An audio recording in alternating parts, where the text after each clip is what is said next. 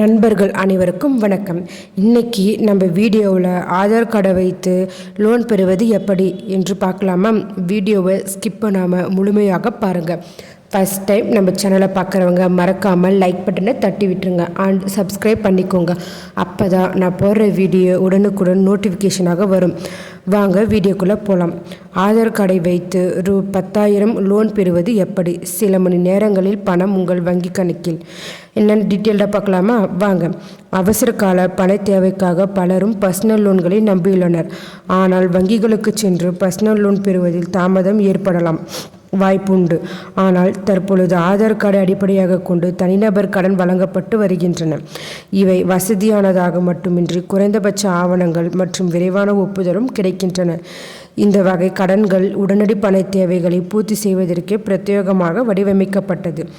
Aadhaar card அடிப்படையிலான லோனில் வெறும் ஆதார் அட்டை மட்டும் வைத்து ரூபாய் 10,000 வரை லோன் வழங்கப்படுகிறது. உடனடியாக பண தேவை ஏற்பட்டால் இந்த வசதியை பயன்படுத்தி பலனடையலாம். இந்த பதிவில் ஆதார் கார்டை வைத்து லோன் பெற என்னென்ன செய்ய வேண்டும், எப்படி விண்ணப்பிக்க வேண்டும் என்பது போன்ற விவரங்களை பார்ப்போம். வாங்க. ஆதார் அடிப்படையிலான KYC ஒப்புதல் மற்றும் விரைவான செயலாக்கம் காரணமாக விரைவில் நீங்கள் லோன் பெறலாம். குறைந்தபட்ச ஆவணம்: ஆதார் அட்டை அடையாளம் மற்றும் முகவரி சான்றாக செயல்படுவதால் பிற ஆவணங்களில் தேவையின்றி பணம் பெறலாம். யாரெல்லாம் லோன் பெற முடியும்னு பார்க்கலாமா? சம்பளம் வாங்குபவர்கள், சுய தொழில் தொடங்குபவர்கள், குறைந்த கடன் வரலாற்றை கொண்ட தனிநபர்கள் இந்த கடனை பெற முடியும். அவர்களுடைய வயது 21 முதல் 60 வயதை யார் வேண்டுமானாலும் ஆதார் அட்டையில் பர்சனல் லோன் விண்ணப்பிக்கலாம். அவர்களுடைய வருமானம் மாதம் 15,000 என்ற குறைந்தபட்ச சம்பளம் பெறுபவர்களுக்கு இந்த கடன் விண்ணப்பிக்கலாம். உங்களுக்கு கடன் வழங்குனரை தேர்வு செய்யவும். ஆதார் கார்டை வைத்து தனிநபர் கடன்களை வழங்கும் வங்கி, NBFC நிறுவனம் அல்லது பின்டெக் தளங்களை தேர்ந்தெடுக்கவும்.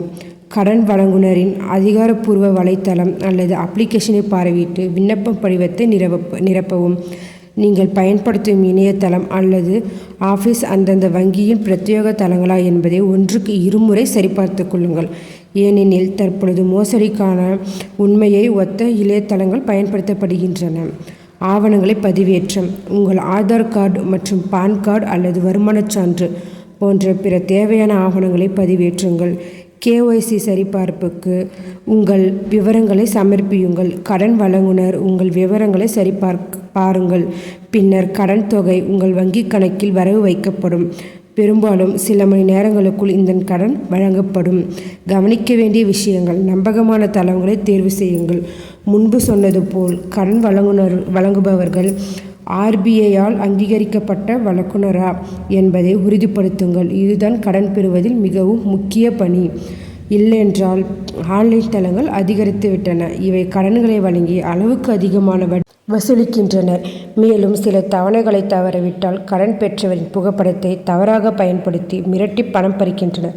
இது போன்ற அப்ளிகேஷனுக்கு எதிராக அரசு செயல்பட்டு வந்தாலும் இன்னும் சிலர் தெரியாத இணையதளங்களில் லட்சக்கணக்கான ரூபாயை இழக்கின்றனர். வட்டி விகிதம்: செயலாக்க கட்டணங்கள் உட்பட கடனுக்கு தொடர்புடைய அனைத்து செலவுகளை தெரிந்து கொண்டு விண்ணப்பியுங்கள். அதோடு சரியான நேரத்தில் திருப்பி செலுத்துவதையும் உறுதிப்படுத்திக் கொள்ளுங்கள். இல்லையெனில் உங்கள் கிரெடிட் ஸ்கோர் பாதிக்கப்படலாம். இந்த தகவல் மிகவும் பயனுள்ளதாக இருக்கும். மேலும் இதுபோல கவர்மெண்ட் அறிவிப்புகள், அனைத்து உண்மை அறிவிப்புகளும் உடனுக்குடன் தெரிந்து கொள்ள நம்ம சேனலை சப்ஸ்கிரைப் பண்ணிக்கோங்க. இந்த வீடியோவை நிறைய பேருக்கு ஷேர் பண்ணுங்கள். Okay, thank you.